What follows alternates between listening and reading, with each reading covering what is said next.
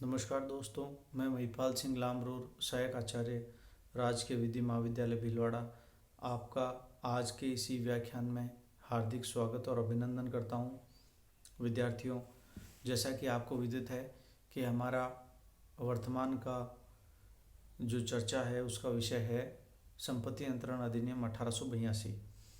और इस अधिनियम की धारा 53 के बारे में जो चर्चा चल रही थी वो हमारी चर्चा धारा 53 के भाग 1 के बारे में हुई थी।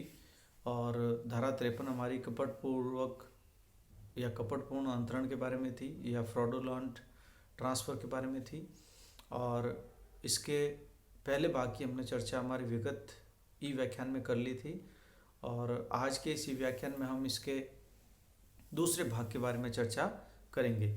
तो हमारा इस धारा का जो दूसरा भाग है उसके आवश्यक तत्व निम्नानुसार हैं।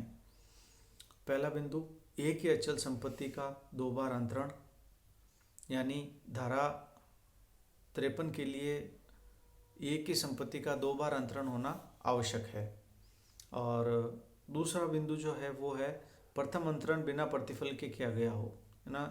First transfer is made without consideration, यानी जो पहला अंतरण है वो बिना प्रतिफल के किया जाना चाहिए।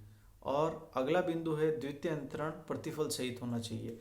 Second transfer is with consideration, यानी पहला जो अंतरण है बिना प्रतिफल के हो और जो दूसरा अंतरण है वो सप्रतिफलार्थ हो या प्रतिफल के सहित हो।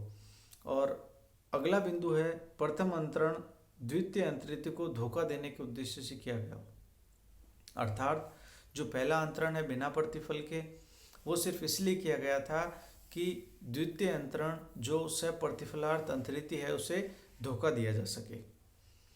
और अगला जो बिंदु है वो है प्रथम अंतरण द्वितीय अंतरिति के विकल्प पर शून्य करनी होगा, अर्थात जो पहला बिना प्रतिफल के अंतरण है वो दूसरे अंतरिति या यूं कहें सप्रतिफलार्थ अंतरिति के विकल्प पर शून्य करनी होगा, अर्थात दूसरे अंतरण का जो बोनाफाइड ट्रांसफरी है और विद कंसिडरेशन ट्रांसफरी है वो चाहे तो शून्य करणीय करवा सकता है इस प्रकार के अंतरण को। तो ये कुछ महत्वपूर्ण बिंदु थे जो धारा 53 के भाग 2 के बारे में थे। और अब इस धारा के अपवादों के बारे में थोड़ी सी चर्चा कर लेते हैं।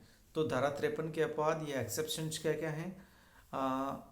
मुख्यतः इसमें ये बात आती है कि धारा 53 का अंतरण कपटपूर्ण आशय से है हो तो ऋणदाता के विकल्प पर शून्य करनी होगा, लेकिन निम्न दशाओं में ऐसा नहीं हो सकेगा।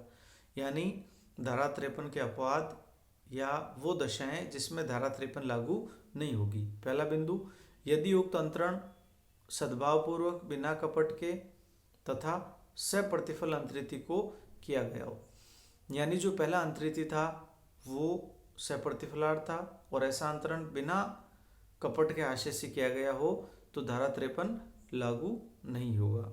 और दूसरा बिंदु या दूसरा अपवाद कह लें, दिवालिया विधि पर धारा 53 लागू नहीं होती है। Section 53 is not applicable on bankruptcy law. कारण, इसका मुख्य कारण है कि संपत्ति अंतरण अधिनियम में जो बातें आती है या मुख्य उद्देश्य जो है इस अंतरण अधिनियम का वो क्या है, ऋणों हेतु संपत्ति को ऋणदाताओं हेतु सुरक्षित रखना। यानी कोई भी संपत्ति जिसके एवज में ऋण दिया गया हो, संपत्ति अंतरण अधिनियम उस संपत्ति को सुरक्षित रखने के बारे में बात करता है। यह इस अधिनियम का मुख्य उद्देश्य है।